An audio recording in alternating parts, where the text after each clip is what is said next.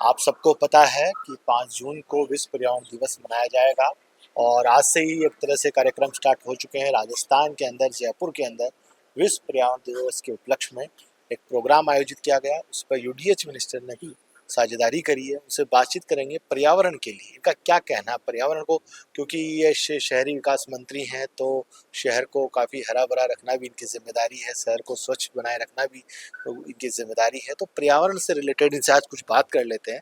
आपका क्या कहना है कि पर्यावरण में जो ग्लोबल वार्मिंग चेंजेज आ रहे हैं, इसके लिए आम जनता को क्या करना चाहिए, इससे कि तापमान में भी कमी आ और एक इको फ्रेंडली जोन बने? देखिए, आज की तारीख में पूरे विश्व के सामने और मानवता के सामने ग्लोबल वार्मिंग और बदलता पर्यावरण, ये दो गंभीर विषय हैं। इस विषय में सरकार के स्तर पे जितने भी प्रयास किए जा रहे हैं वो पूर्ण रूपेण सफल तब होंगे जब आम जन की उसमें भागीदारी होगी। और आम जन की भागीदारी वृक्षों की सुरक्षा, वृक्षारोपण, जल संरक्षण और स्वच्छता, ऐसे गंभीर मुद्दे हैं जिनके बारे में अब आम जन को निश्चित रूप से विचार करना चाहिए। पौधारोपण करना और पौधारोपण करने के बाद वो वृक्ष के रूप में फलीभूत होता है या नहीं होता है, इसके लिए उस पर निरंतर निगरानी रखना, खाद पानी देना, जल का संरक्षण करना, अपने आसपास स्वच्छता का वातावरण बनाना, ये सारे घटक मिलकर पर्यावरण सुधार की दिशा में कदम बढ़ा सकते हैं। और जब ये कदम आगे बढ़ेंगे, भारी मात्रा में वृक्षारोपण होगा, जल का संरक्षण होगा, तो निश्चित रूप से जो ग्लोबल वार्मिंग का पूरे विश्व के सामने चिंता का विषय है, उसको हम बहुत हद तक ठीक कर पाने में सफल होंगे। खैर साहब, पूरी दुनिया में विश्व पर्यावरण दिवस मनाया जाता है, राजस्थान में भी मनाया जाता है, काफ़ी लंबे समय से तो काफ़ी अच्छा लंबा थोड़ा पर्यावरण दिवस मनाया जा रहा है। पेड़ पौधे वितरित किए जा रहे हैं, लेकिन एक तरह से जितने पेड़ पिछली बार भी वितरित हुए हैं, लेकिन उनकी सुरक्षा अभी तक हुई नहीं है। इसमें आप ये देख लीजिए, सरकार का भी इसमें योगदान रहता है, एनजीओ का भी योगदान रहता है, आम जनता का भी योगदान रहता है। क्यों वृक्ष तो सब लगा देते हैं, पेड़ तो सब प्लांटेशन कर देते हैं, लेकिन उनकी सुरक्षा नहीं हो पाती है, उसके लिए आप क्या कहेंगे? देखिए, इसके लिए गत वर्ष मुख्यमंत्री वृक्षारोपण जो महाअभियान चला, उसमें 7 करोड़ से ज्यादा पौधे लगे थे।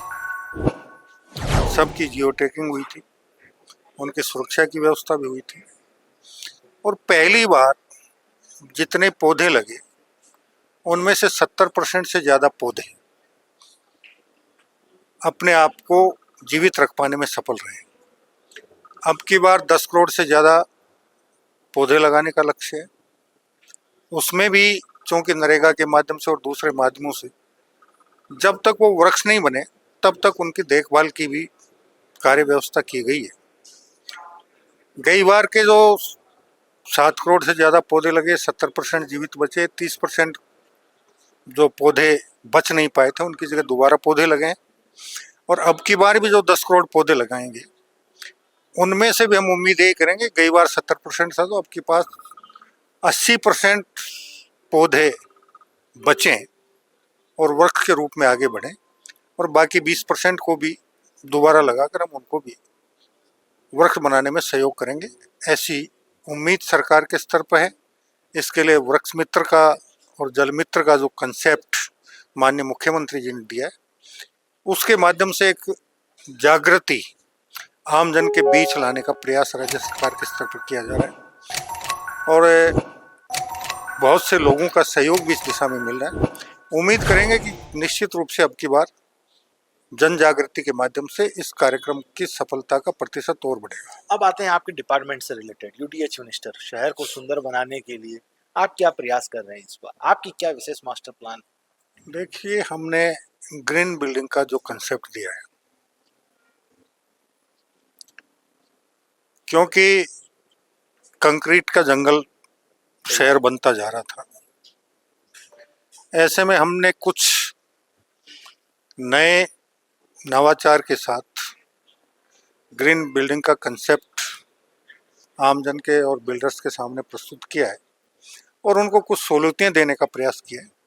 निश्चित रूप से जब ग्रीन बिल्डिंग्स बनेंगी तो वो भी इस दिशा में एक सकारात्मक कदम होगा।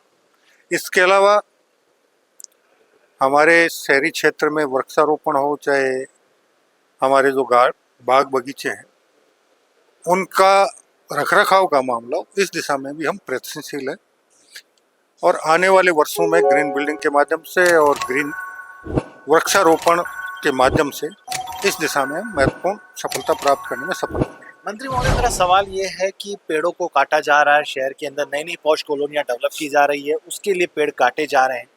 क्या उसके लिए आप कुछ नियम ऐसा बनाएंगे कि जो पेड़ काटेगा उसके लिए कोई ऐसी सजा का प्रावधान, जुर्माने का प्रावधान? देखिए, हाल फिलहाल तो पेड़ काटने पर एक पेड़ के जगह 2 पेड़ लगाने का कंसेप्ट जारी हुआ है। अगर इसमें सुधार नहीं हुआ तो निश्चित रूप से हम फिर कोई जुर्माने की व्यवस्था भी देखने का प्रयास करेंगे। अब मेरा लेकिन ये एक कटु सत्य है कि जैसे जैसे विकास होगा वैसे वैसे आपके सामने कुछ समस्या आएंगी, विनाश की तरफ हम धीरे धीरे कदम बढ़ाना शुरू करते हैं। इसी दिशा में हमने ये प्रयास किया है कि विनाश की गति धीमी बने और विकास भी पर्यावरण अनुकूल और मानवता के अनुकूल हो। इस दिशा में हमने चाहे ग्रीन बिल्डिंग का कंसेप्ट हो, चाहे बाकी हमारे जितने भी नियम कायदे हैं शहरी विकास के, उनमें आमजन की राय के अनुसार जो सुधार किया है और ये प्रक्रिया सतत रूप से चलती रही। अब आते हैं शहर में ड्रेनेज सिस्टम और प्लस जो वाटर हार्वेस्टिंग सिस्टम है। पानी की बड़ी कमी है, जैसे जैसे अब पानी की भूमि के अंदर भी कमी आती जा रही है। उसके लिए नई नई बिल्डिंग्स है, नए नए बायलॉज आपने बनाए हैं, लेकिन कहीं बिल्डर्स हैं, कहीं ऐसे लोग हैं जो उसका पालन नहीं कर रहे हैं। वाटर, जैसे कि कहीं जगह आर्ट्स ऑफ लेट बने हुए वाटर हार्वेस्टिंग सिस्टम, उनका उससे कहीं कमजोर है जितना होना चाहिए। उसके लिए आप क्या कानून बनाएंगे? कानून की अवहेलना की जा रही है, उसके लिए क्या कार्रवाई करेंगे?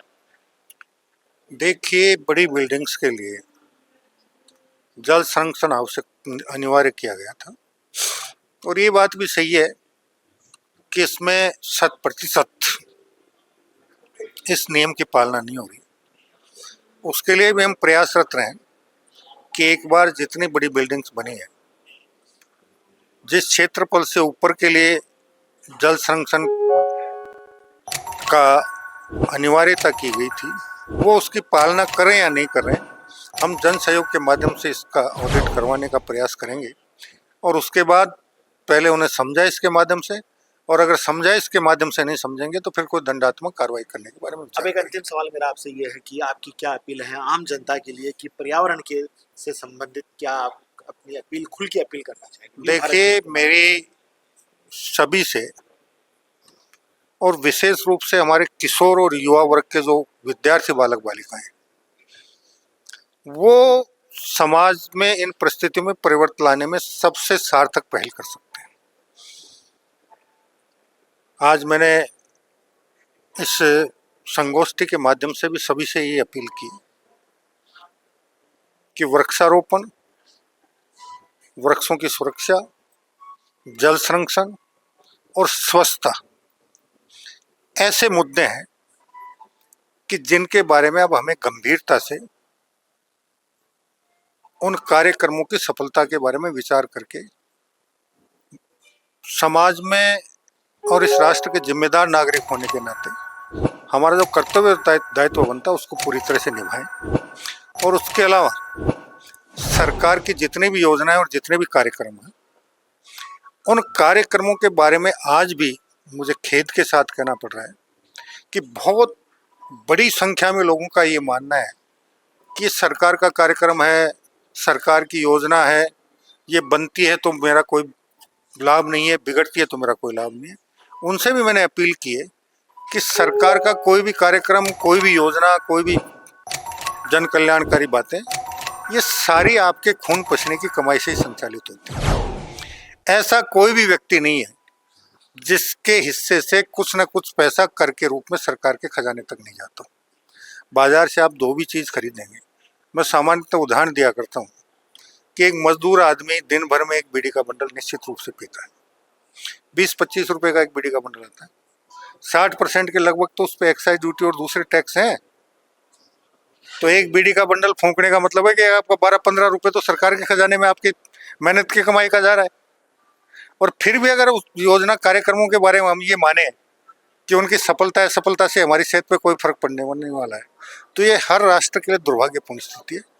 हम सबको इस बारे में सकारात्मक सोचना चाहिए कि सरकार के जितने कार्यक्रम हैं, जितनी योजनाएं हैं, जितनी जन कल्याणकारी योजनाएं, जितने विकास कार्य हैं, उनमें कोई न कोई धनराशि का अंश हमारी मेहनत के खून पसीने की कमाई का भी है, और इसलिए उसका सही तरीके से सदुपयोग हो, इसके बारे में राष्ट्र के हर नागरिक को जागरूक होना चाहिए।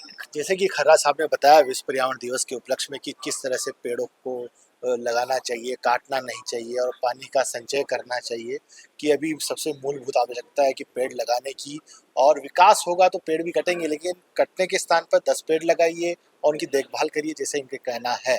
सहयोगी अमित शर्मा के साथ मैं तुषार गौतम, न्यू भारत न्यूज़ जयपुर।